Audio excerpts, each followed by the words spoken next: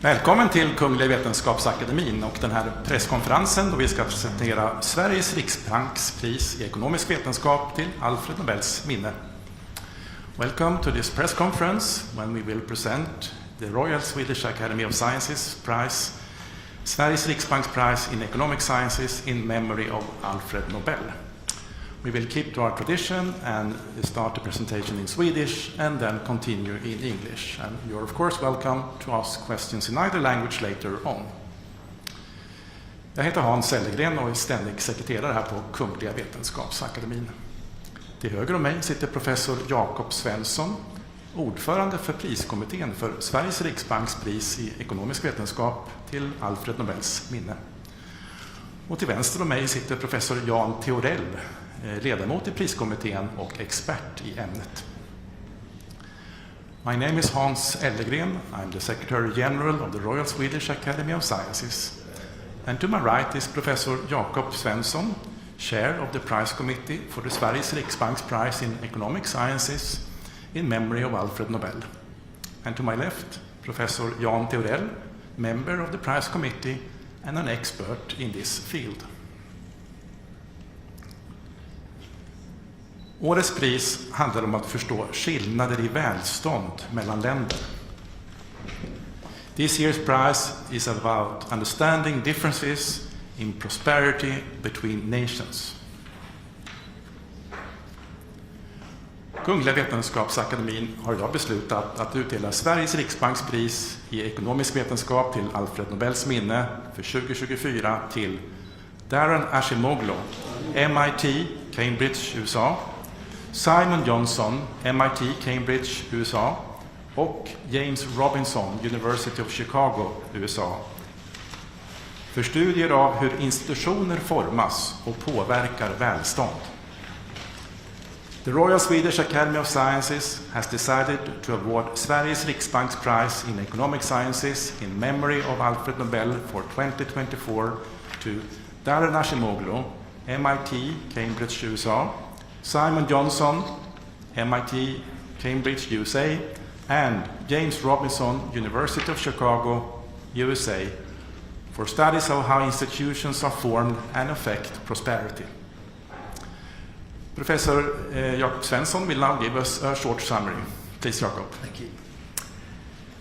Global inequality is largely driven by differences in average income across countries.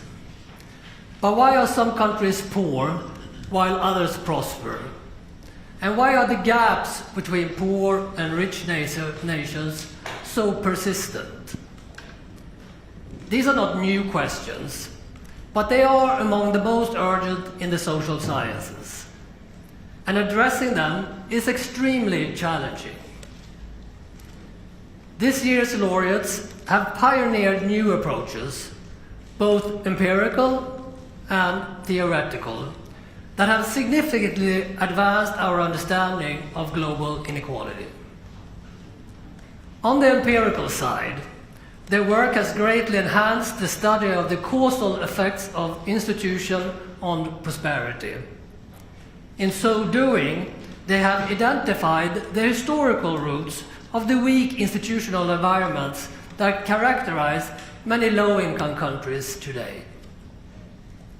On the theoretical side, their research explains why extractive economic institutions and dictatorships often persist, even though reforming them would benefit most. It also outlines conditions under which institutions are likely to change. Reducing the huge differences in income between countries is one of our time's greatest challenges. Thanks to Darren Acemoglu, Simon Johnson, and James Robinson's groundbreaking research, we have a much deeper understanding of the root causes of why countries fail or succeed. Thank you, Jakob. Professor Theorell, are you ready to give us more details about the prize? Yes.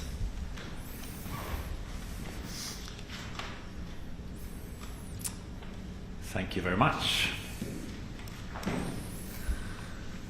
Today, the 20% richest countries in the world are about 30 times richer than the poorest 20%. And this income gap is quite persistent. So although the poorer countries are of course becoming richer, they're not closing the gap. Why is this the case?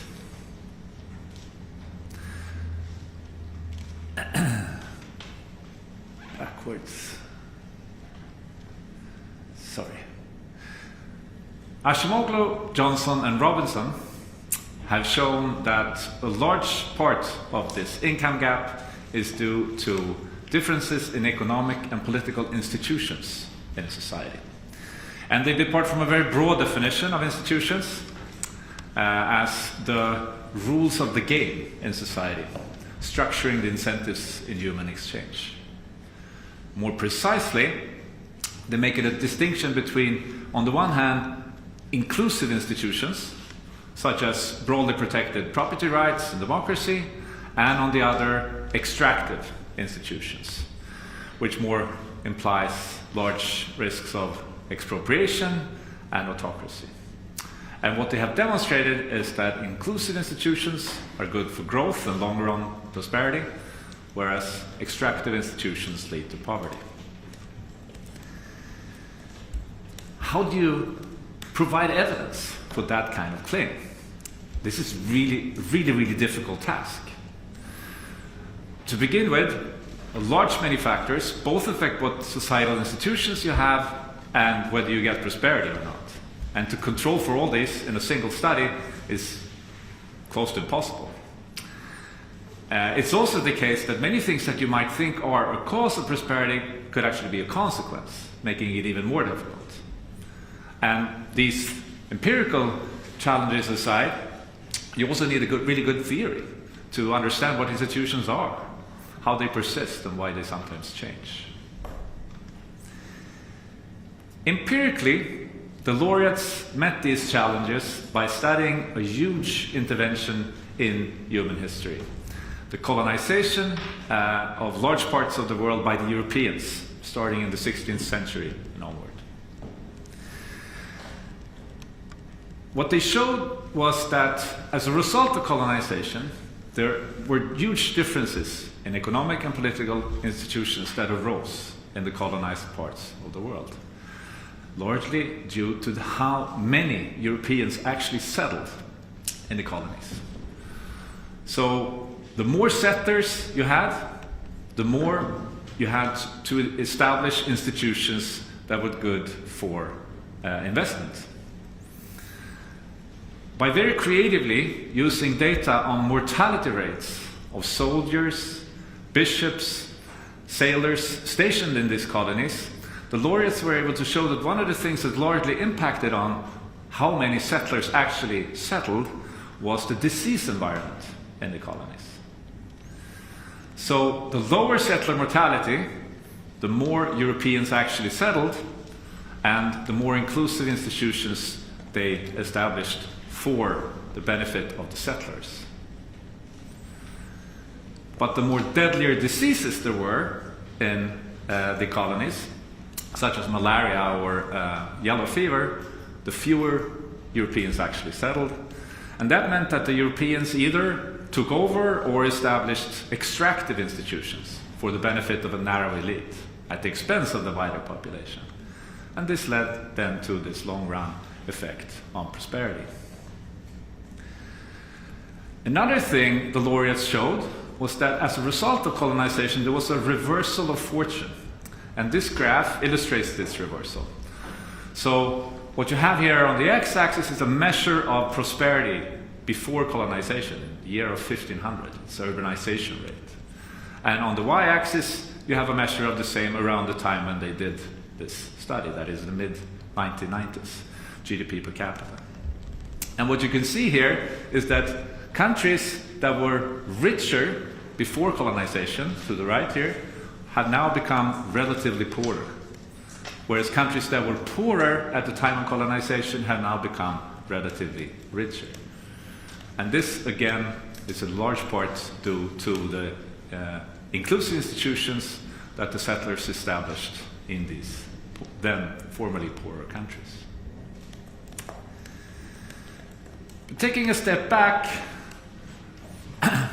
in order to understand this, the laureates not only had to make an empirical contribution, but also a theoretical one.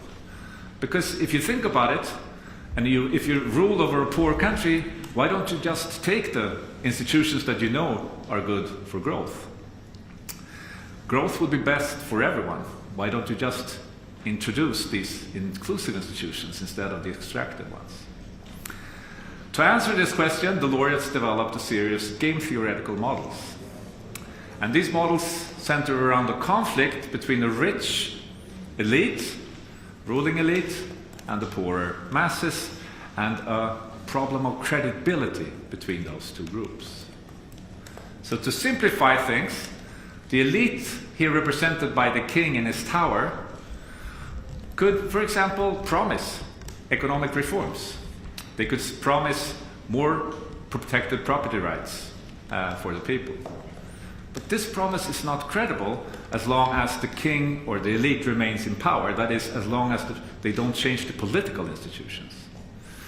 Because as long as they don't do that, the poor knows that the rich could just steal back from them whatever assets they have accumulated in the future. So this promise, or the economic reforms, are not credible, and this also means that countries with extractive institutions get trapped in a situation with the rich elite and poorer masses. And this is called the commitment problem in this literature. This commitment problem, interestingly, is also part of the explanation for why institutions sometimes do change. One of the things that ordinary people have, also in non-democratic settings, although they lack formal political power, is the power to mobilize.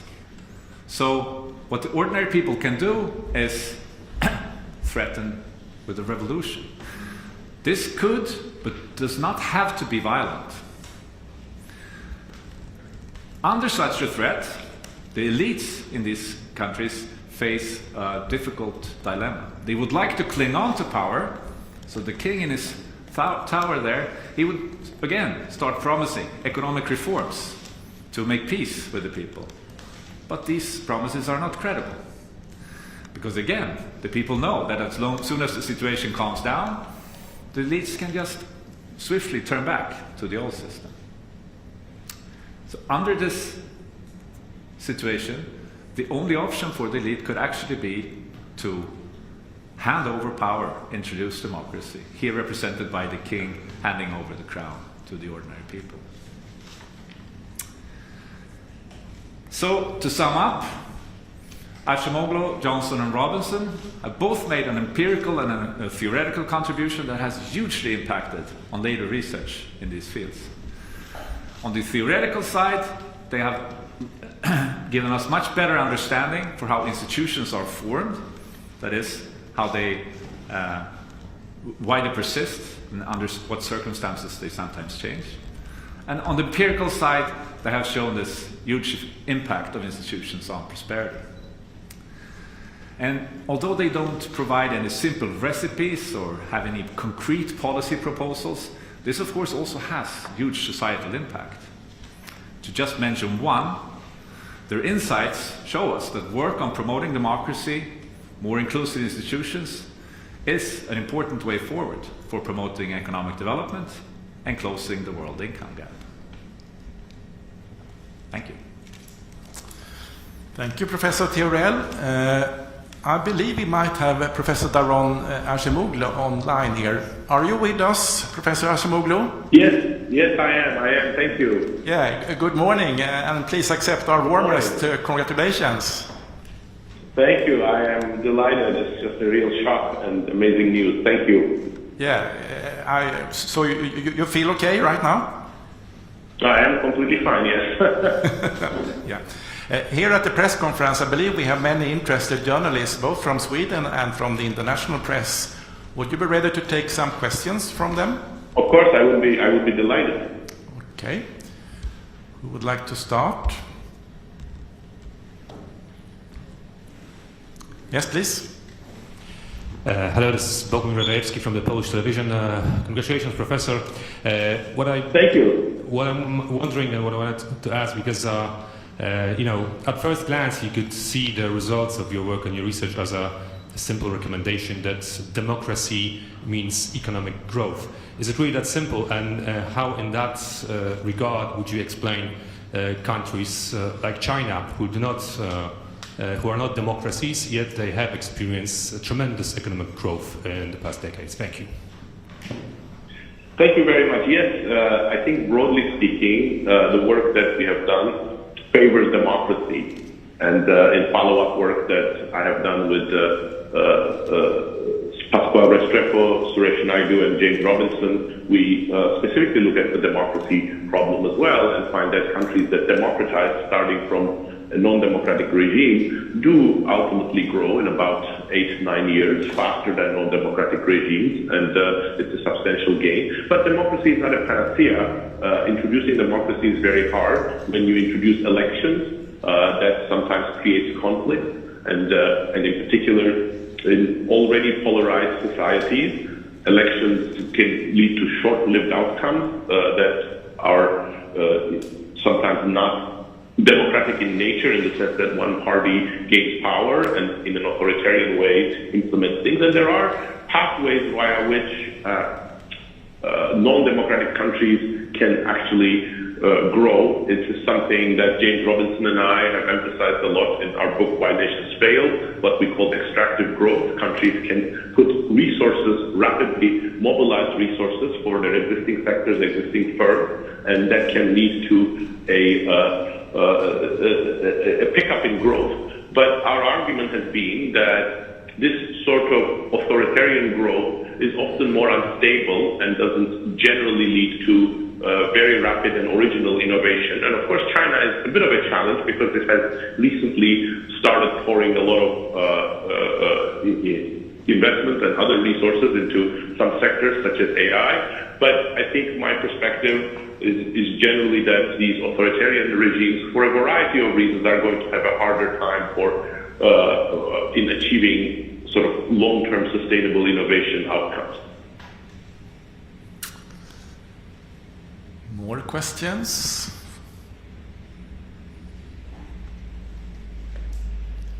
Maybe I can ask a question. What was your personal reaction when we reached you on phone? Oh, well, surprise and shock, but this is a real good coincidence in the sense that I'm in Athens right now, so it's not 5 o'clock in the morning for me. It's 1 hour ahead of your time, so it was easier to absorb than it might have been if I was in my usual place. Yeah.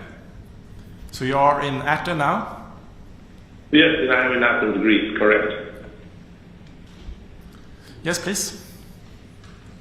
Professor Ashimolu, my name is Marcus Carlson Boriu. I'm from the Swedish broadcaster TV4.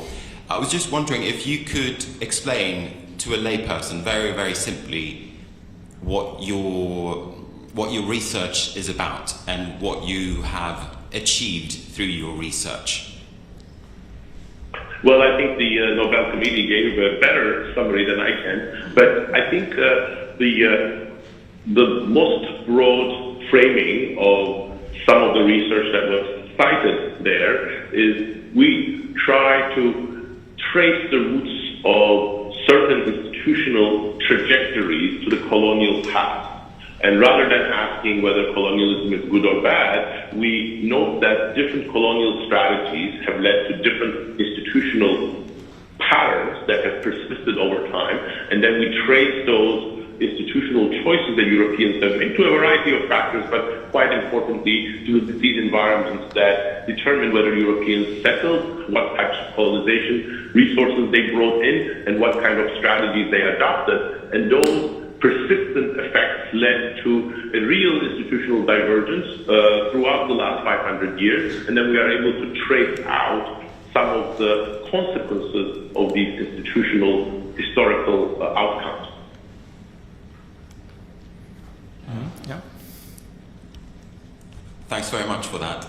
It's Marcus Carlson Boriu again. I'm just wondering, your name has been in the mix quite a lot throughout recent years when it comes to the economics prize. Were you doubting that this prize would come? You never expect something like this, you know. I think, was it Napoleon who said, you know, when you go into officer cadet school, you dream of becoming a general, but not a president or king. So, you know, you dream of having a good career, but this is over and on top of that. So it's a great surprise and honor.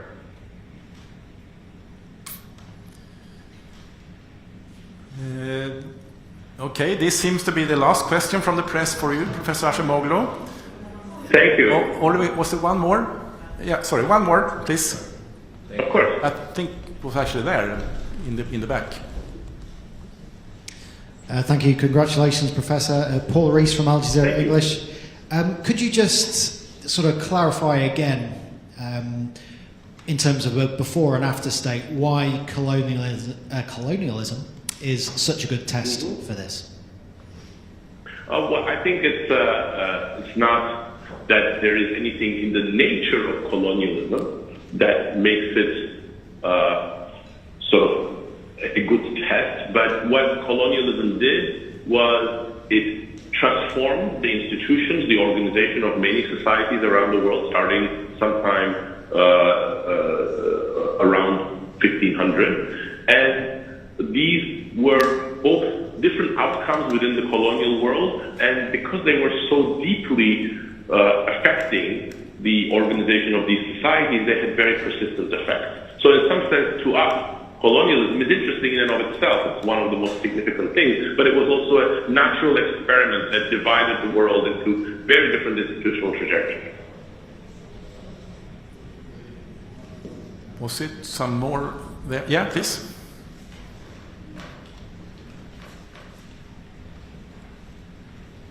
Yes, hello. This is Carl-Johan von Seth from the Swedish daily Dagens Nyheter. Congratulations, Professor Acemoglu. Thank you.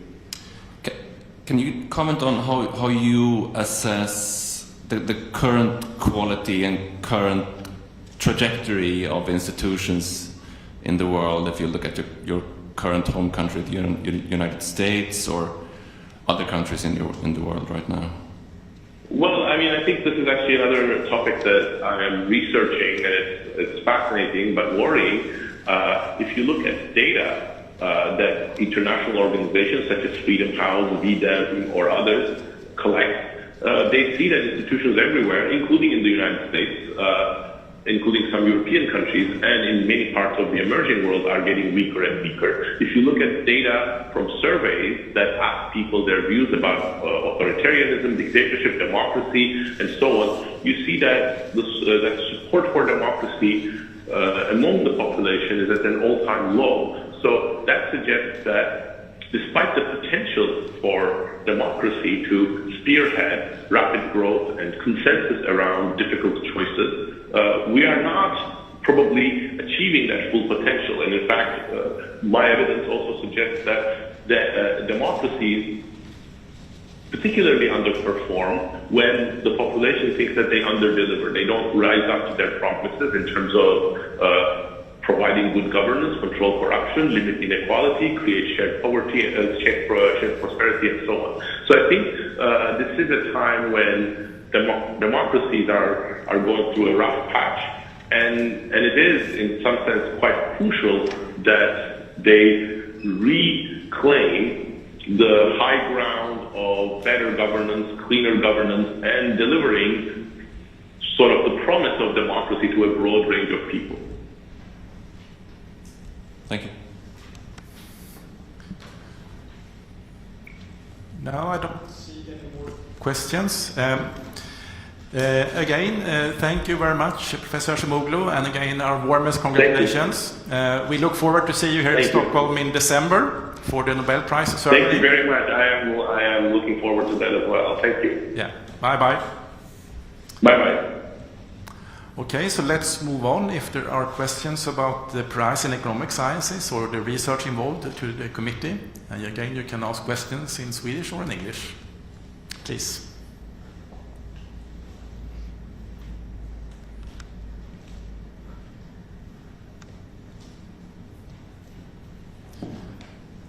I see no questions. So then we end here. Thank you for attending and look forward to see you then when we have press conferences in December with the laureates present here. Thank you.